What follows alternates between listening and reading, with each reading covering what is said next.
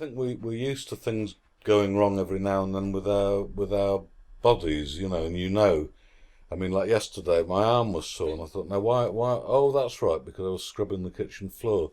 So, and I know that by doing that, it will come out as a pain in my arm.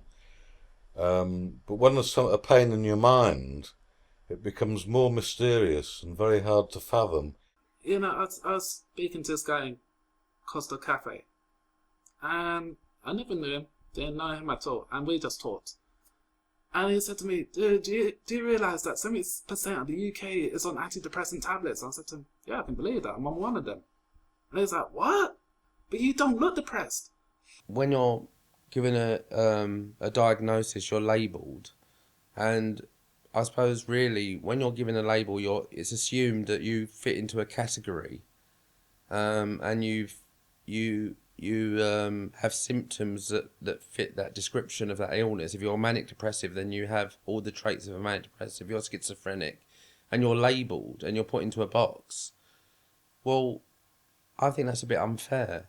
I think we've all got different characteristics, and people that are seeking support should be not so much labelled, but appreciated and celebrated. At school, I was always told, "Oh, he's a tall guy. He's got broad shoulders," sort of thing. But I was going through hell, and I really should have asked for help then. I've lived with mental health problems since teenager, and all my life it's been, you will do this, you will do that. And I've never had any control over my life. But for the last just over the year, it's actually, well, what do you want to do? And sometimes that is so hard because you know what you wanted to do, but you don't know how to do it. Individual to individual, we always have more similarities than we have differences, always, because we're all human, and because we can all have a mental health problem. It might be a very brief mental health problem, it might be grief, or which is a very natural process, or it could be stress or depression. There are people, like when I was in the hospital, there were people who were stockbrokers in the city and very wealthy, successful people. There were people who were unemployed and on benefits, and there was everyone in between. And you just realise this affects everyone. Money doesn't protect you, education doesn't protect you.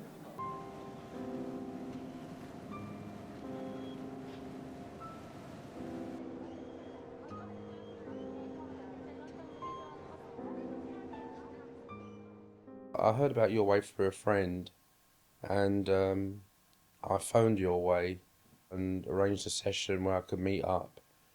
I feel an openness, and I feel at Your Way, everyone's on the same level. I think it's people who've had experiences and had rejection, so we all sort of understand each other. I felt very welcomed at Your Way, and I feel almost I can be humorous and get away with it and be myself, which is very hard to be myself in society. Their humour. Look at Monty Python, they're all educated, but they're nuts. They're huge nuts. I'm sorry. So I think in the past, mental health services have kept people dependent on them, maybe not intentionally, but they've just kept people in their box. They've kept people in their particular situation, and this is very unhelpful because they can't then make their own decisions or even know what they want or know how to, not even realise they have a choice to make. Lots of people with mental health problems do not even realise they could choose what they have and how they live their life. So if you move away from mental health services into the community, that is empowering people because people will gradually become less dependent, and I think that's really positive.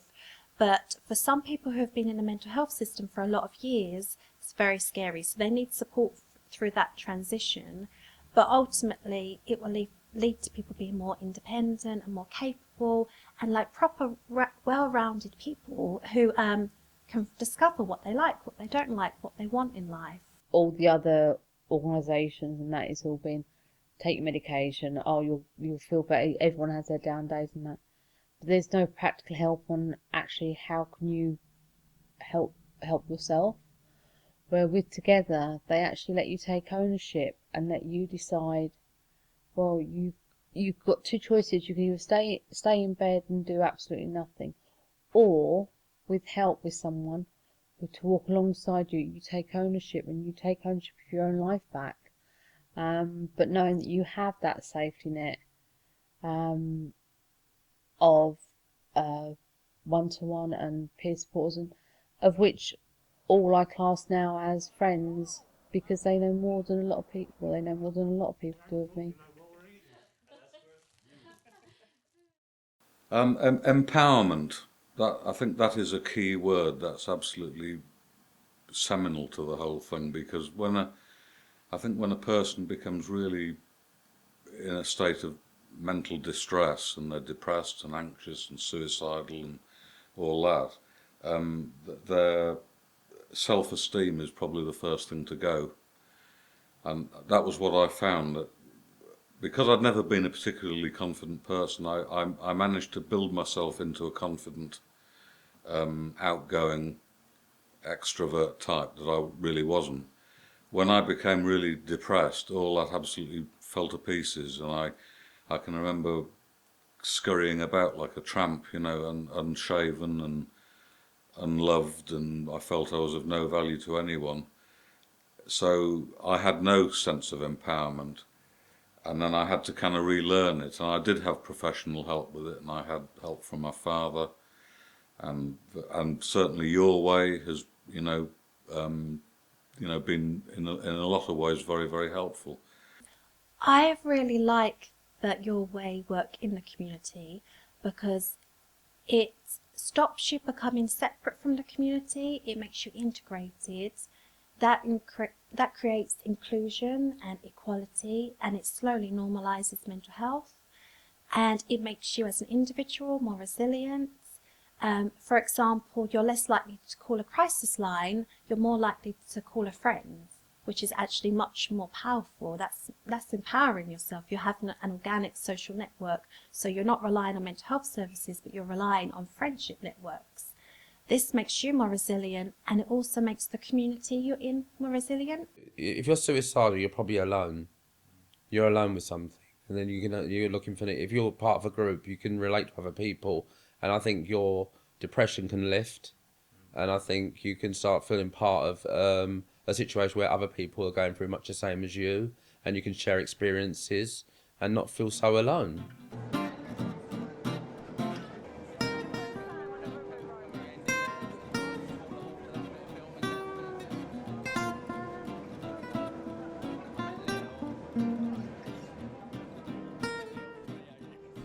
I went to Wandsworth Your Way because I was feeling very depressed, suicidal, but I met others there that were worse off than me, you know, and you become a family sort of thing, an adopted family, and you know, you've all got problems which you put aside because I want to help.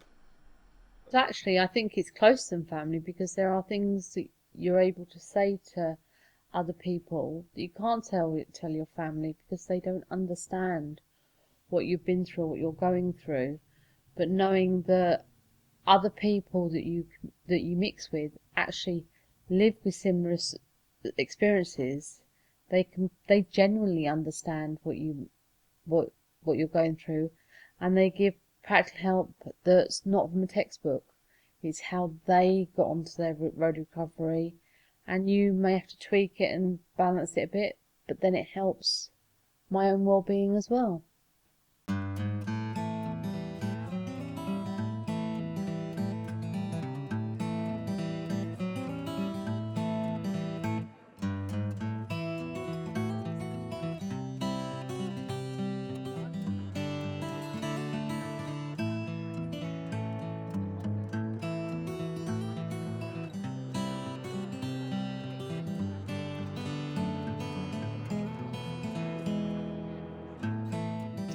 I think one of the biggest things for me is learning how to interact with other people, because that's given me so much. It's given me, like what we talked about previously, it's given me an identity, because by making myself meet people and talk to them, I've then got their reactions, which informs how I am, which gives me a sense of identity, and that grows and grows. So instead of the negative model we talked about before, where the only people you're around are mental health professionals who make you feel like you're a diagnosis and then you behave that way and then it just escalates, you can do that same model but in a positive way with people in the community. And I think having therapeutic inputs gave me some confidence and some motivations to then go out in the community and try and explore this myself. So it's a combination between some help in mental health professionals and also from my own experiments with just trying to go out. And I've done it in glazed and stuff, and they're quite really, I will say they're quite really nice. I think to have a happy existence, you've got to have a real goal, you've got to have a passion, something that gets you out of bed, you know, gets you going, and you feel yes, and you know, and I'm lucky enough to have that.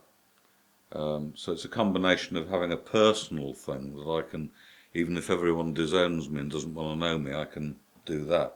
But then you do need to have, again, it comes back to community. You need to be part of a community and part of a social structure as well. I was in a band in my 20s.